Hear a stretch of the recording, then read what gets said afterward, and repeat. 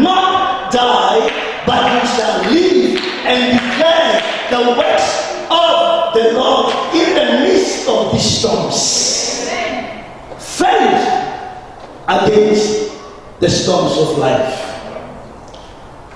As I speak with you right now, what storms are you facing? Or what storms are before you? What kind of storms are you facing? Let's speak with you. Is it the storms of relationships? Is it the storms of finances? Are you faced with the storms of unemployment, loss of job, or any other storms? Are you faced with the storms of rejection? People who used to embrace you are now on the opposite side, and they show you very clearly. They make sure that when they see they make you to really feel rejected. Do not worry, you will rise above this storm. You will rise above this storm. You might be under the storm of being falsely accused. There's nothing painful knowing that you are innocent and the whole world knows that you are somebody who is on the best side of the law. Joseph was falsely accused, but by faith he rose above the storms of false accusation. Amen. I'm here to tell you, it matters not what kind of storm you are facing. The crux or the truth of the matter is, you are able to rise above this storm by faith. By faith. Joseph, in the midst of this storm, he did not allow bitterness, hatred to rob him of the good life in God. When you are falsely accused, the enemy wants to rob you of the abundant life, of the life that God has given you. He will always make you not to enjoy the life of God. But Joseph never allowed himself to be robbed of the life of God. In the midst of this storm, eventually he became a ruler in the foreign land. Amen. Potiphar said, King Pharaoh, so to say, he said, there's a man in whom there is the Spirit of God. In the midst of this economic storm, there's only one person who is fit to take over. His name is Joseph. But when he was in the midst of the storms of false accusation, when he was in jail, people had forgotten him. What is it that I'm saying to you? People might have forgotten you in the midst of the storm that you are facing, but God is still with you. Amen. God is still saying to you, I am with you.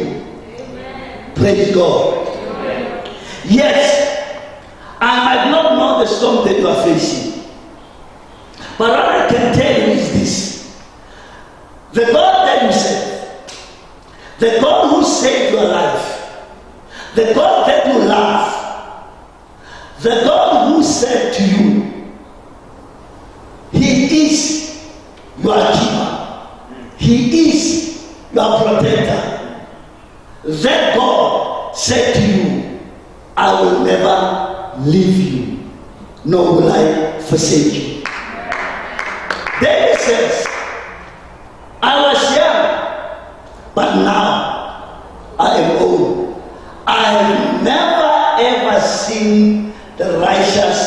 forsaken, nor his children begging bread. The Bible says, in him we live, we move, we have our being. In the midst of the storms, Jesus is with you. In him you live, in him you can move, and in him you can have everything. You can have life.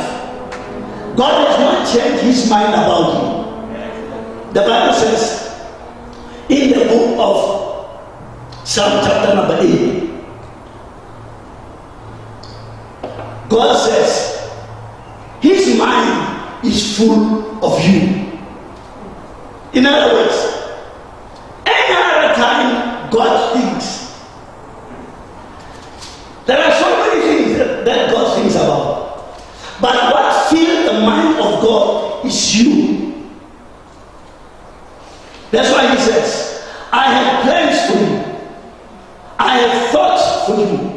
Thoughts that will not bring distraction to you, but thoughts that will give you a future. Paul says to the Corinthians, when I came unto you to preach the gospel, I did not come with human wisdom. I did not come with enticing words, but I came with the demonstration of the Spirit and power, so that your faith must not rest on human wisdom, but on the power of God. Your faith is not resting on human wisdom, but is resting on the power of the living God. Praise God. Hallelujah. Let me also say this. Your faith is grounded on the power of God, not on the human wisdom. Now, let's touch faith. Let's ask ourselves, and let's give answers. As the title of our message is Faith Against Life Storms. Faith has many definitions, but today the Holy Spirit wants to touch your life with these definitions that I'm going to give you. There's so much that one can speak about faith. What I want to say to you, write this down. Faith, first of all, is a language. Faith is the language of God. The Bible says, we understand that the whole universe was created by the word of God. When God spoke the word of faith,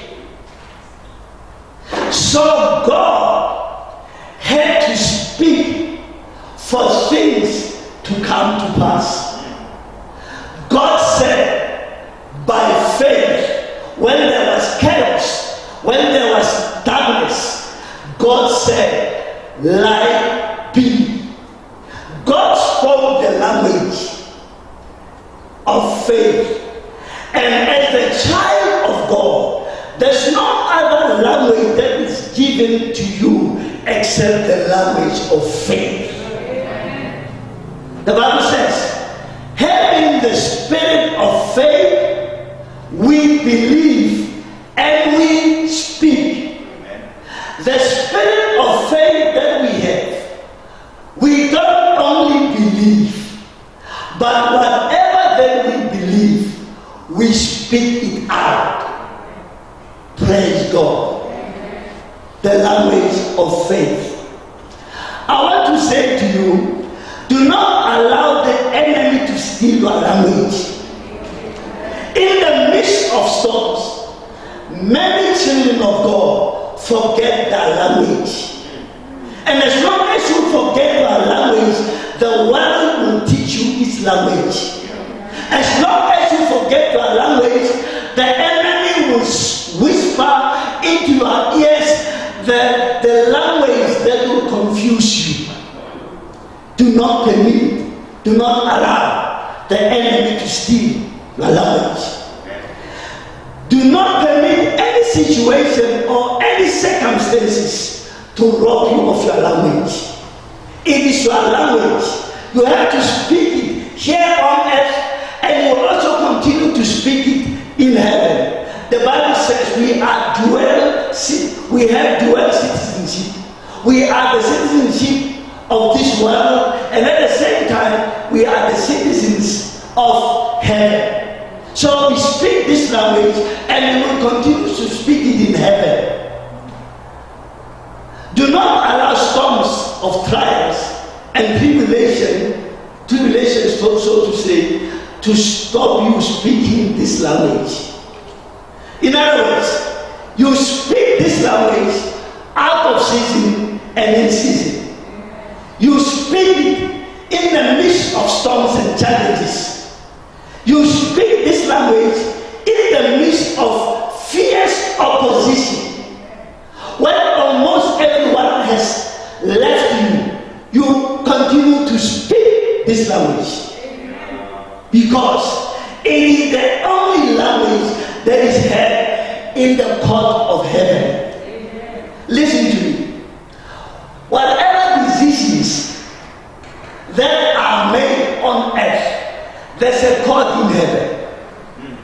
The Bible says, one day the devil came and there was a meeting in heaven.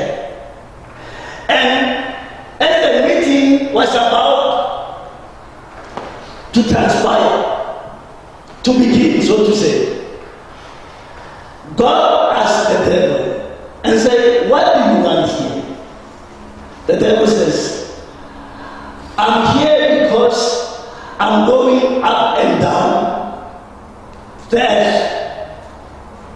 So any other time, in the midst of the storms, the devil comes before God and accuse you. The Bible says he's the accuser of the brethren. He will always accuse you. Now, in the midst of storms, don't look at your weakness. Don't look at your failures. Because when you look at your failures and your weaknesses, you will give the enemy the ground to steal the language that God has given you.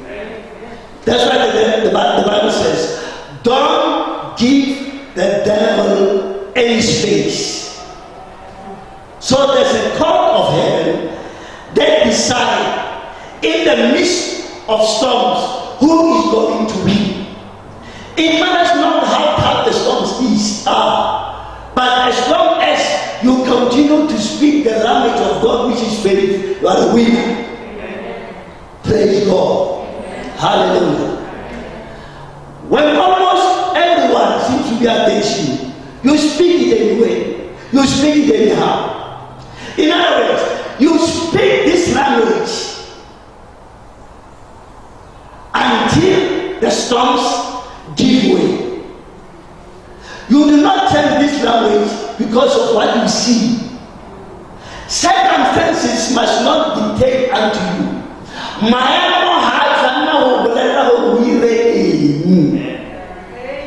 Where now as a child of God, the Bible tells us, you walk by faith and not by sight. Praise God. Our father Abraham did not change his language because the storms of childlessness were all over him.